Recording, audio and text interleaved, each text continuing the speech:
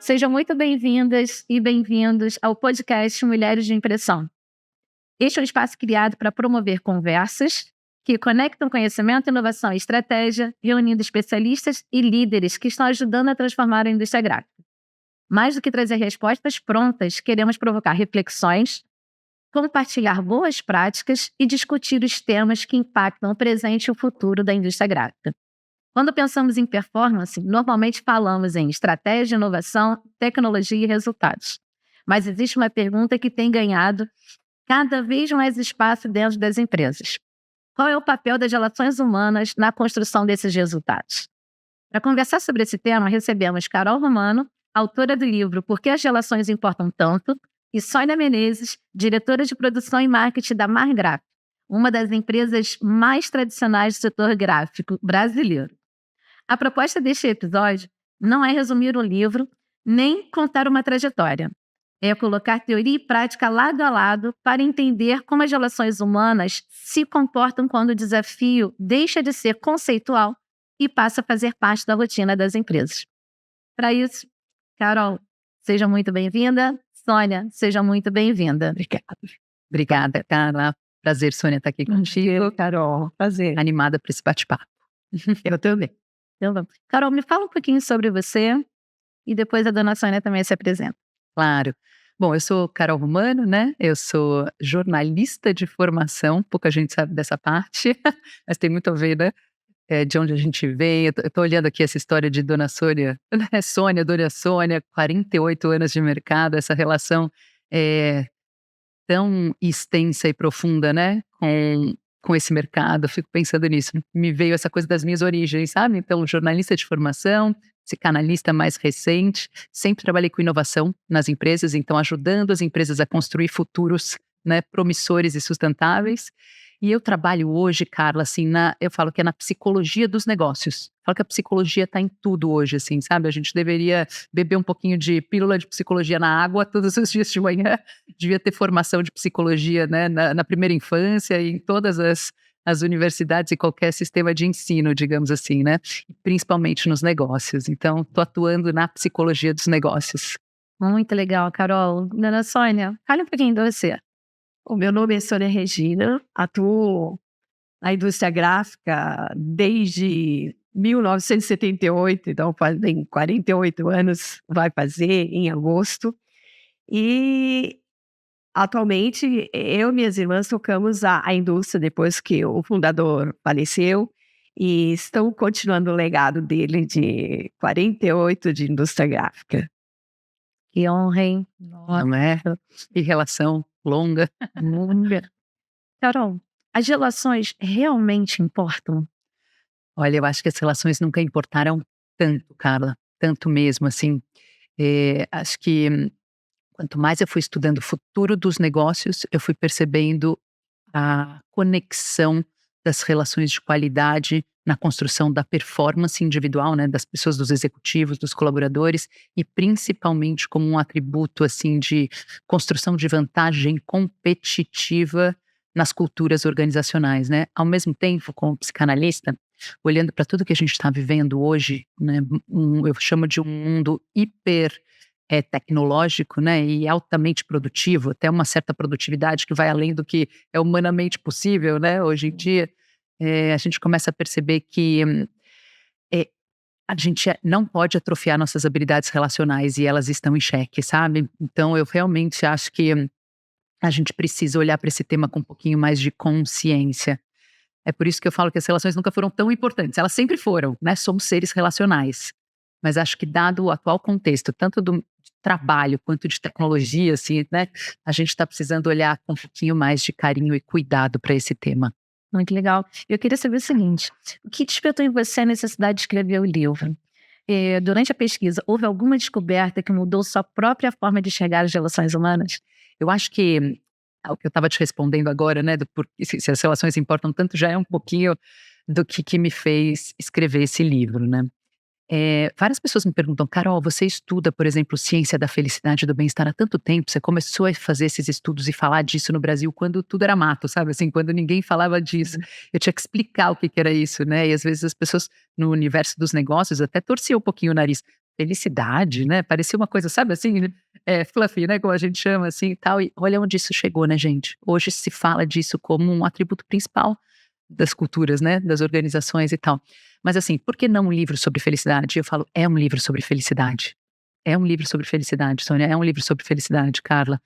Ao mesmo tempo, as pessoas falam, Carol, você sempre trabalhou com empresas, consultoria, inovação, né? Você sempre esteve, de alguma forma, conduzindo processos nas empresas sobre novos modelos de gestão, né? Então, assim, o que é novo, né? A gente operava de uma forma e agora a gente passa a operar de outra forma. Porque é um livro sobre gestão organizacional?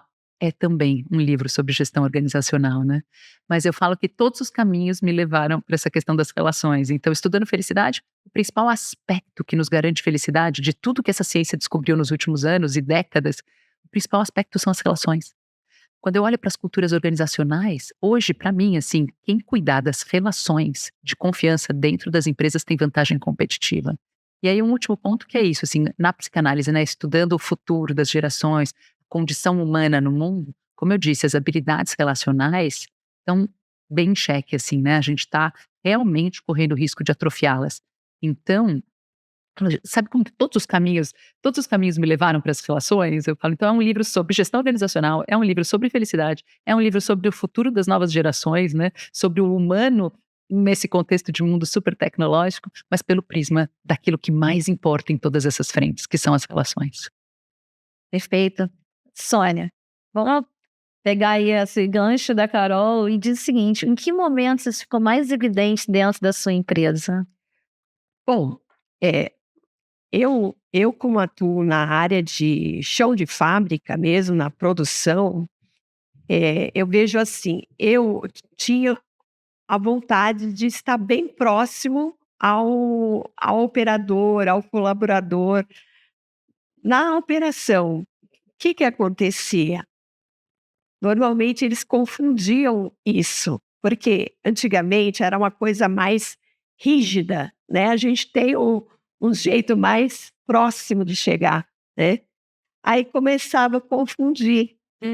Um funcionário meio que confundia aquela conversa com ele poder chegar próximo e solicitar coisas, falar que queria trabalhar em outra coisa ou aumentos. Então, às vezes, você tem que ter um jeito, principalmente chão de fábrica. É claro que tem graus de gerência, que você tem empatia e consegue trocar mais próximo e ter aquela relação de troca. Mas no chão de fábrica, às vezes não dá. Não dá. Porque você tem que manter uma certa distância para não ter aquela confusão de ser amiguinha, né? Então você tem que impor um pouco de distância, eu acho, né? Pelo menos nessa parte de quem está gerindo o negócio. Existe alguma experiência que tenha marcado a tua forma de liderar? Eu acho que é assim, eu tive que mudar, né? Porque eu sou muito de querer ser amiga, né? E eu percebi que não estava funcionando. Eu tive que mudar algumas coisas de ter uma postura mais firme, né? Principalmente nos graus de chão de fábrica. A gerência não, né? A gente tem que trocar de igual. Certo? Que é o normal do dia a dia dos problemas, né?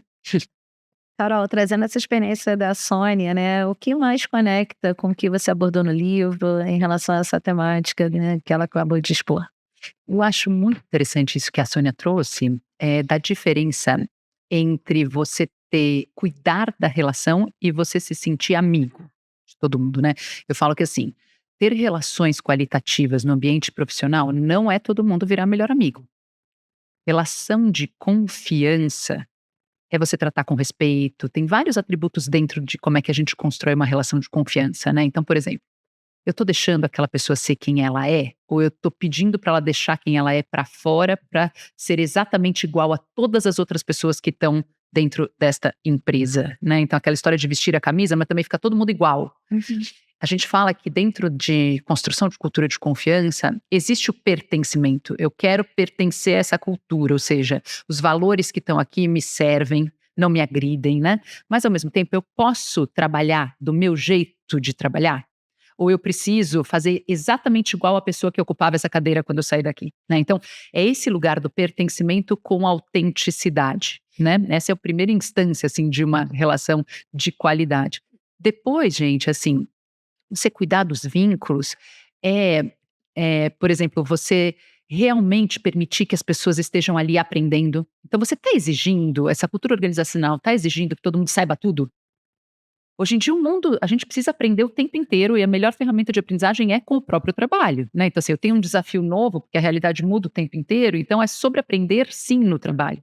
Então, por exemplo, relação de confiança é para evitar aquela coisa das pessoas não colocarem na mesa quando elas têm uma dúvida, por exemplo. Aí a gente já deixou 5 erros acontecerem porque a pessoa não tem essa segurança para dizer assim, olha, eu não sei fazer isso, ou eu estou com dúvida aqui.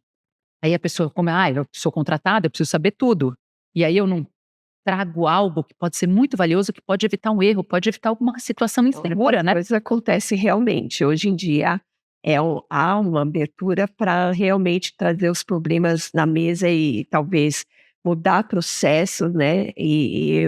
O colaborador, mesmo sendo operador, ele vem trazer também alguma coisa que ele acredita que daria mais certo.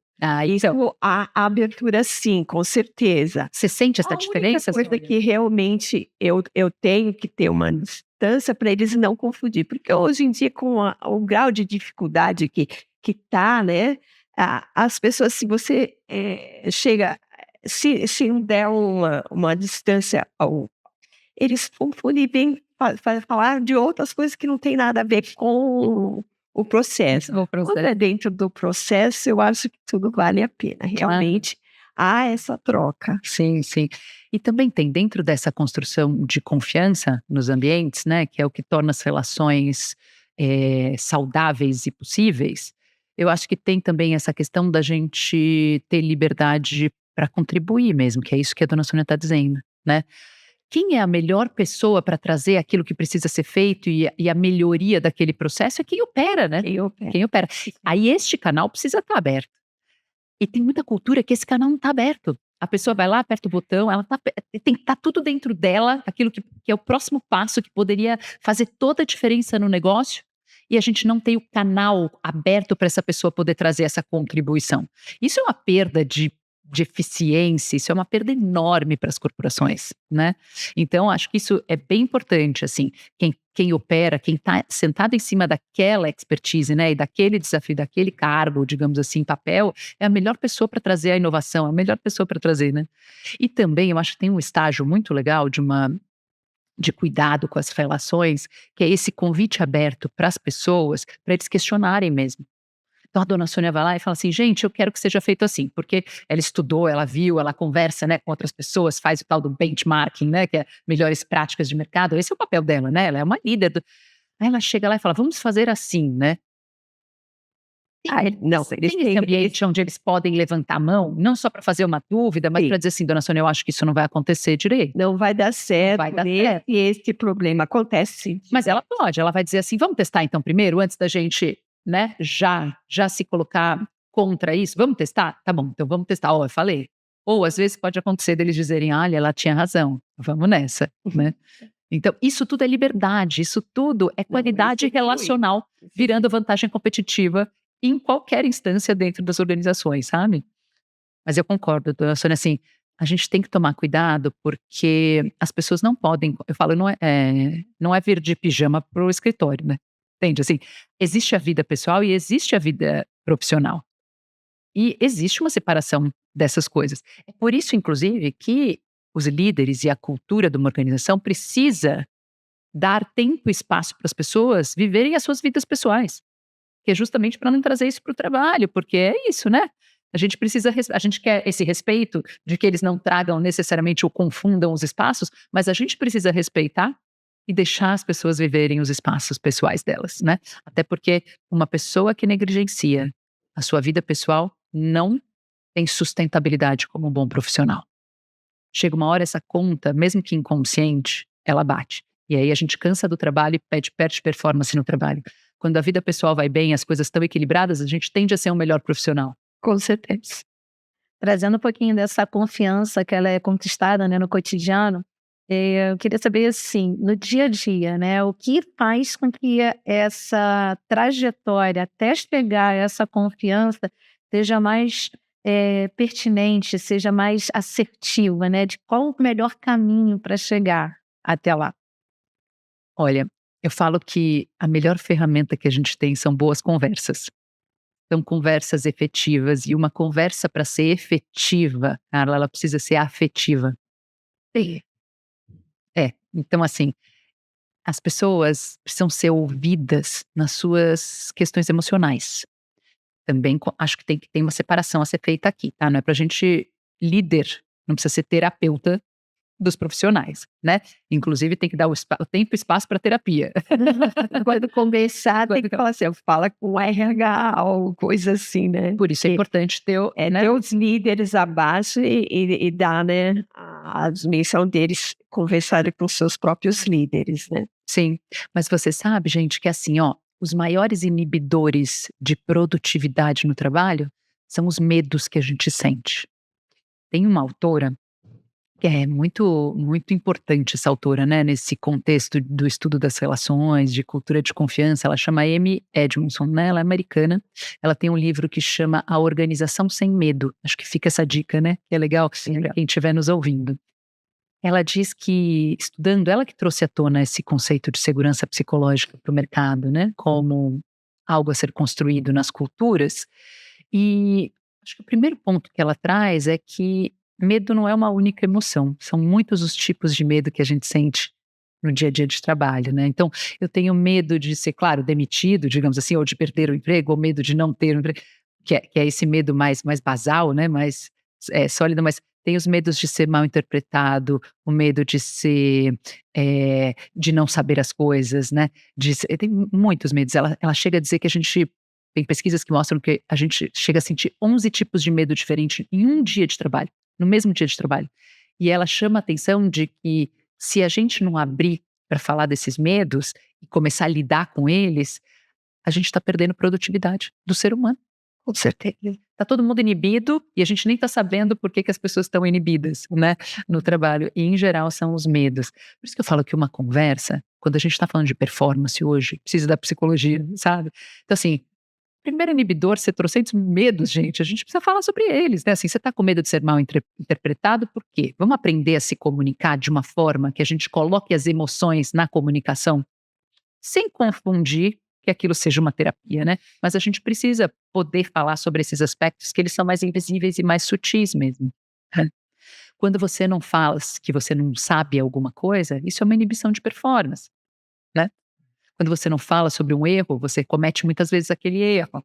Então, tá vendo? Tudo isso é psicologia, tudo isso é esse campo sutil dessa conversa que precisa ser afetiva. Então, eu acho que a gente precisa aprender a conversar de um jeito eficiente. Sônia, durante sua trajetória como líder, qual foi a conversa mais difícil que você já teve? Bom, eu acho o que todas as empresas enfrentou foi o desafio da pandemia, né?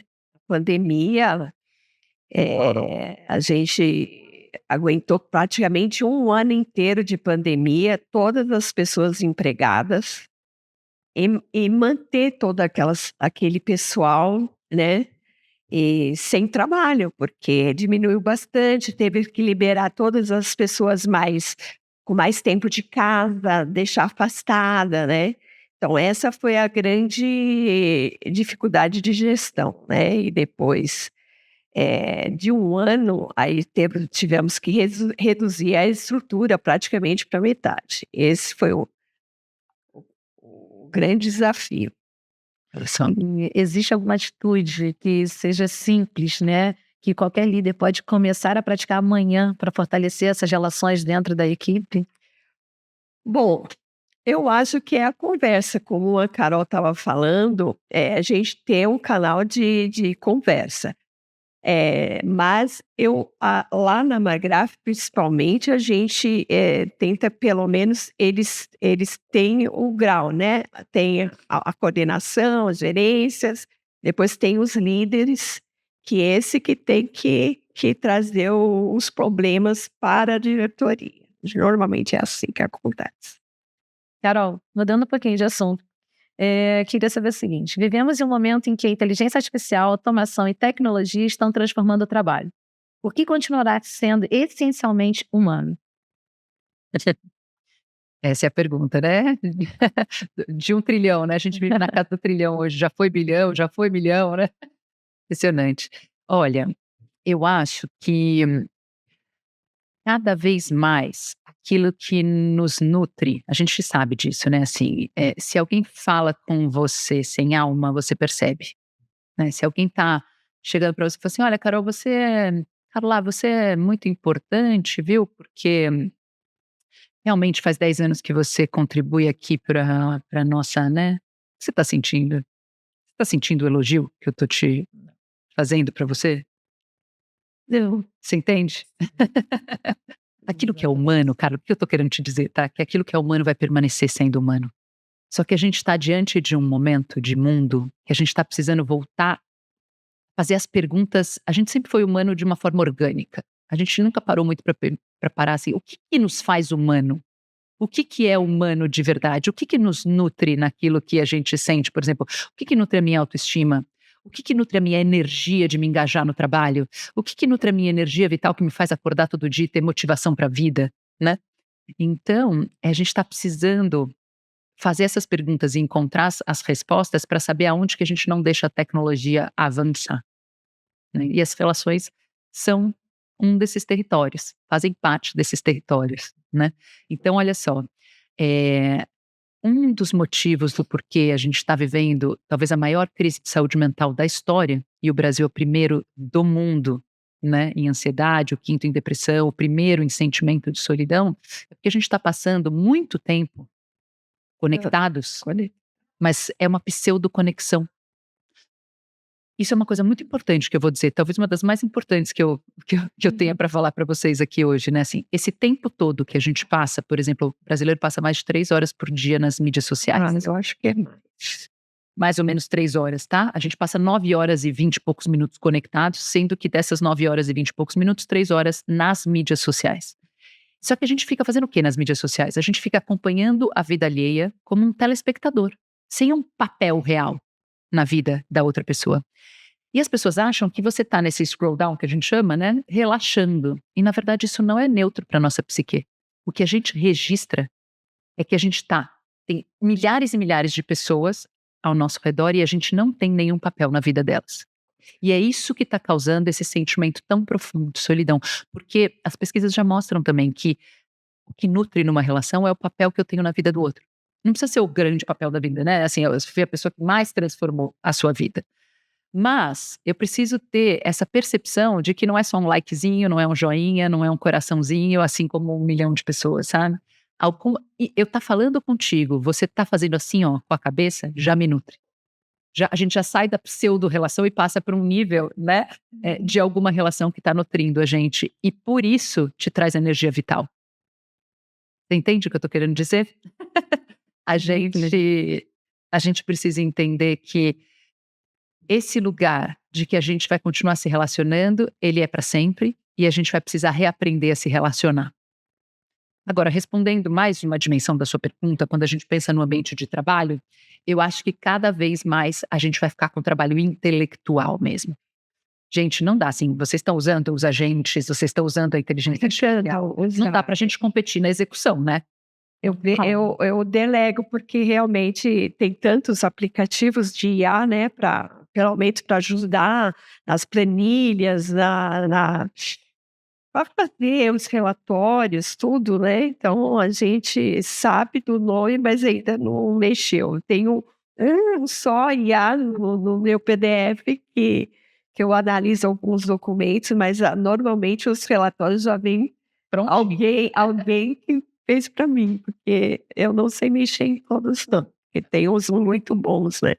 Mas Quero aprender. Mas você sabe, né, o que é a IA? Você Sim. sabe para que ela pode te ajudar? Sim. Você, de alguma A forma... estratégica Isso, vai acho que ter, esse é o... a gente vai ter que fazer os prompts, você vai ter que alimentar. Uhum. E o que você consegue tirar da ferramenta vai ser da sua cabeça e do seu conhecimento, Sim. né? Eu tendo a achar que é o seguinte, a gente vive essa discussão também, né, de que a IA vai automatizar e que a gente vai viver o maior desemprego da história. Não acredito. Eu até acredito que a gente vai viver, porque assim, tem um tempo de transição das coisas, né, e nesse tempo da transição, eu acho que a gente vai passar por dores profundas sociais, né, e a gente vai ter que juntos resolver, assim como a gente resolveu na pandemia. A gente está cada vez mais tendo, eu acho que a gente vai ser convidados a resolver questões humanitárias de escala bem grande, assim, né, bem larga escala. Mas eu acredito que o que a gente vai ver é um monte de trabalhos e empregos morrerem mesmo, né, que são todos esses que estão nesse nível mais da execução, que os agentes vão substituir, e a gente vai começar a ter tempo e espaço para criar novos trabalhos. Eu acho que menos empregos e mais trabalhos mesmo. A gente vai criar novas profissões. Sim. E muitas profissões. Então, mas eu acho que assim, a gente ainda nem sabe quais são elas, mas eu acredito que vão ser cada vez mais nessa ordem do humano. Porque a máquina vai fazer o que é da máquina.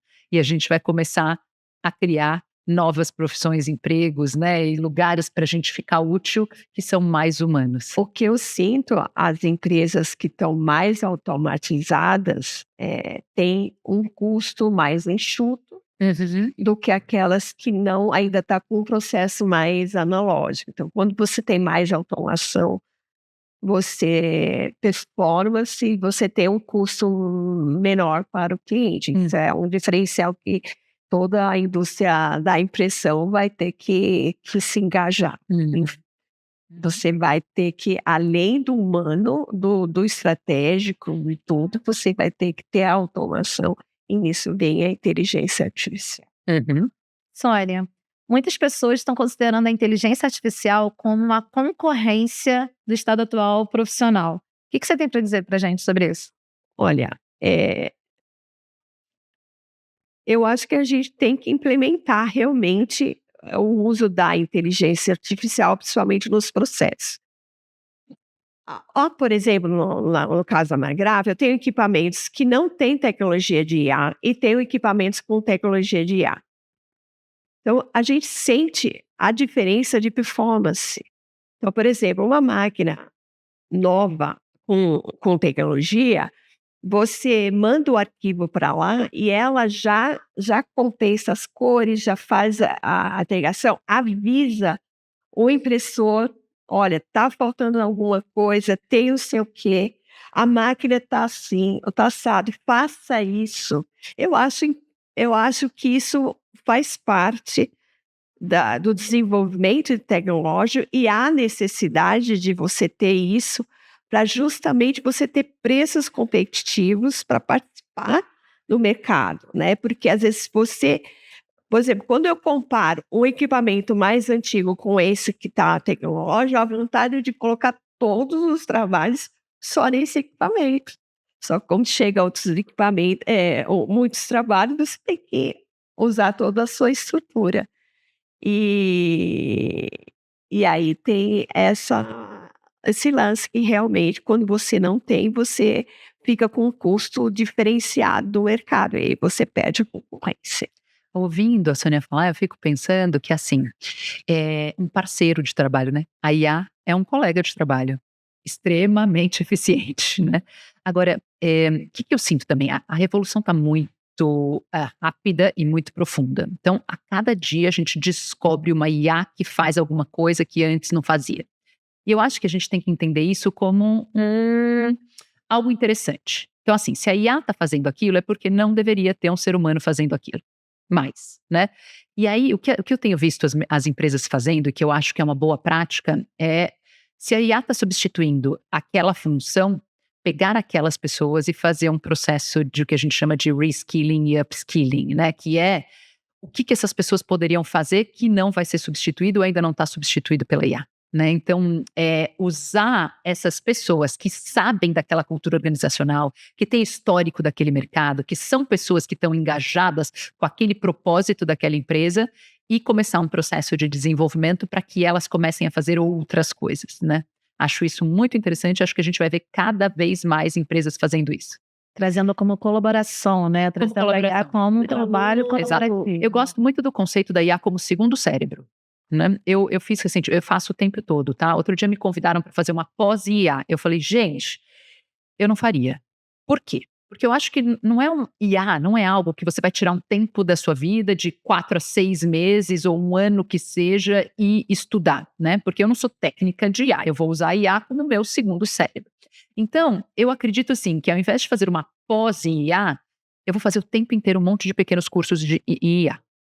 Eu falo que eu deixei um budget, assim, eu deixei uma linha na minha planilha de investimentos que todo mês eu faço alguma coisa de um dia ou de meio dia de IA, seja online ou seja presencial.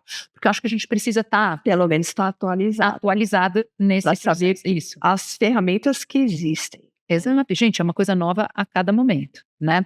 Mas então, é assim, aquilo que a IA está fazendo me libera tempo para estudar outras coisas e para começar a entrar em novos mercados. Só nesse tempo já de IA, gente, eu entrei em 2 novos mercados. Mercados mesmo assim, eu não fazia algumas coisas que eu acho muito interessantes e eu comecei a fazer porque eu liberei tempo de execução, meu tempo de execução e tempo de execução no meu time. E a gente pôde começar a oferecer um novo portfólio de serviços para o mesmo mercado, os mesmos clientes. Então, eu sei que eu sou pequena, né, assim, talvez uma profissional mais autônoma, mas eu tenho uma consultoria, assim, a IA veio e já está expandindo a minha atuação profissional e não contraindo. Sim. E no quesito da pressão, né, como a gente estava conversando no início, né, como lidar com a pressão dentro do ambiente de trabalho, tendo também a inteligência artificial ali como colaboração na produção, né? Como que isso funciona, né? Porque algumas pessoas vão chegar e vão dizer que estão entendendo sobre a inteligência artificial, que estão conseguindo produzir, que estão melhorando a sua produtividade e, na verdade, às vezes não estão. Porém, existe uma pressão externa para que entregue essa produção num tempo estimado, etc. Como é que é lidar com esses dois caminhos aí, né, da pressão e com a inclusão da inteligência artificial como colaboração na produção? Olha, eu acho esse ponto, posso começar aqui? Eu acho esse ponto talvez o mais nevrálgico, o mais importante da gente olhar, Carla, por quê, tá?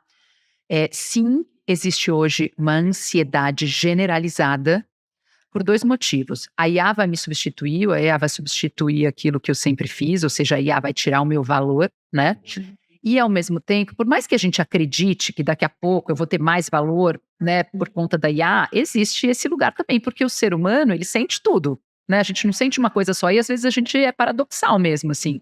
Olha, eu tô super animada com a IA, mas eu tô com uma baita de uma ansiedade do que a IA tá me causando no meu dia a dia. Eu acho que essa é a realidade controversa que a gente está lidando e os líderes precisam entender que isso está posto.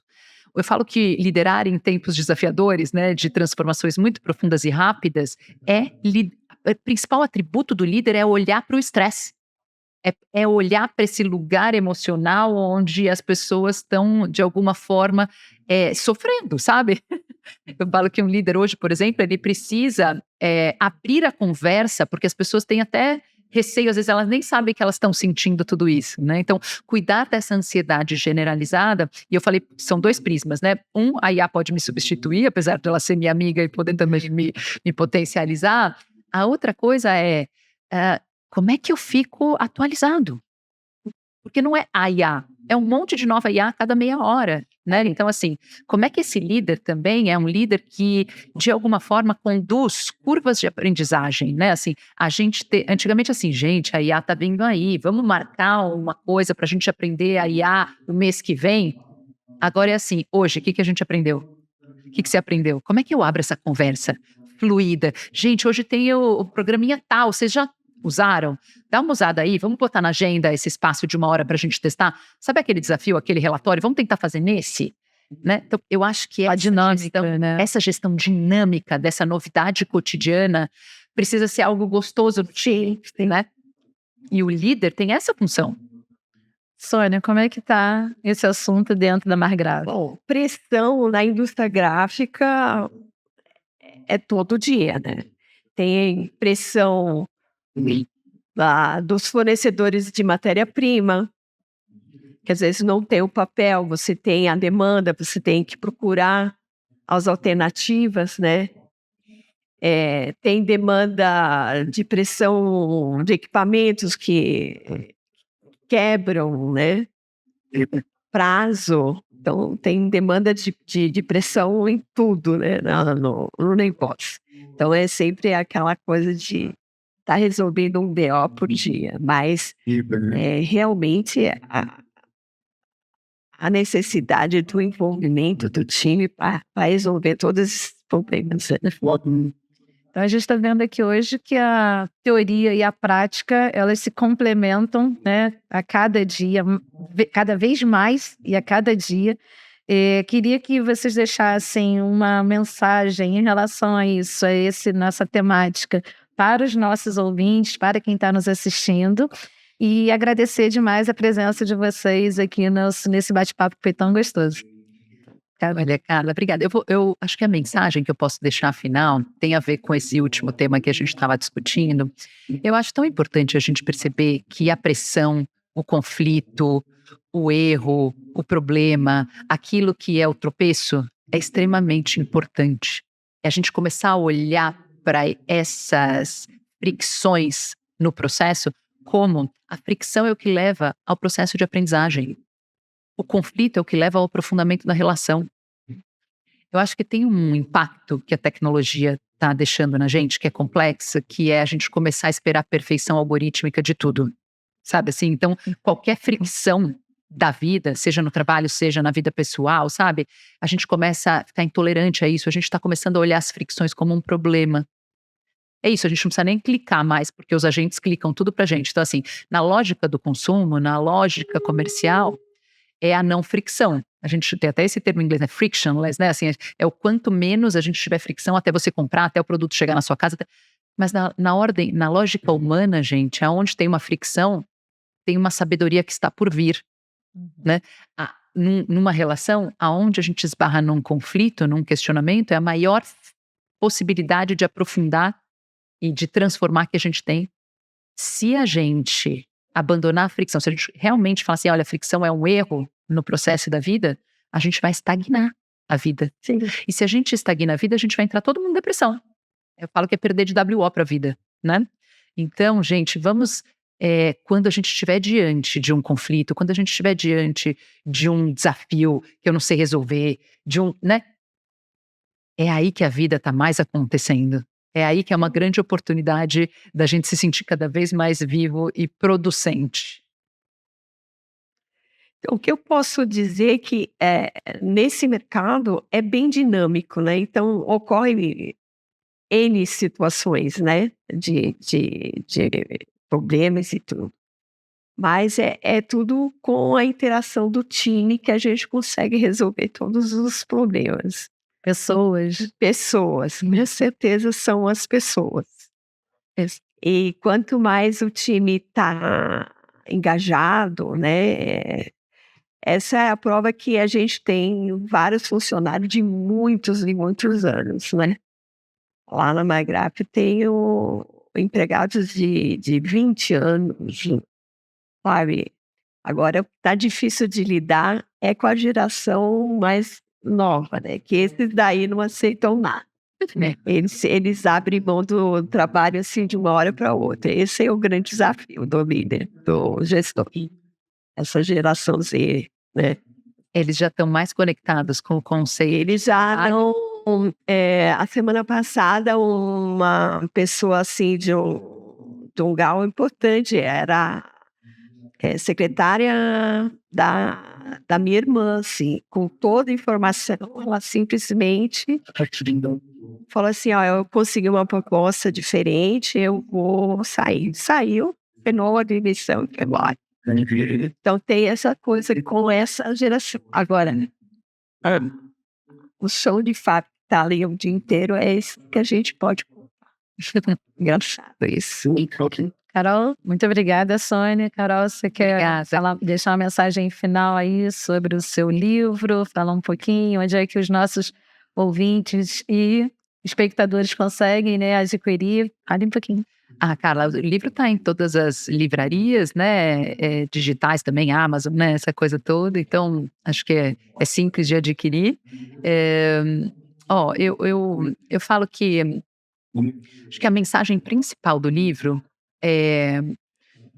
ele conecta duas coisas mesmo, né? Eu falo, o livro chama Por que as relações importam tanto, mas o subtítulo é o elo entre bem-estar na vida e performance nos negócios, né? Eu realmente acredito que o trabalho está aqui para nos engrandecer e não para nos adoecer. E eu acho que o livro aponta os caminhos de como é que a gente pode resolver e qualificar a nossa relação com o trabalho, a ponto de uma boa relação com o trabalho nos nutrir para a vida, né? Então, eu acho que é esse caminho, assim, de resolver essa equação que está posta, né? Que está posta, assim. Sim. Excelente.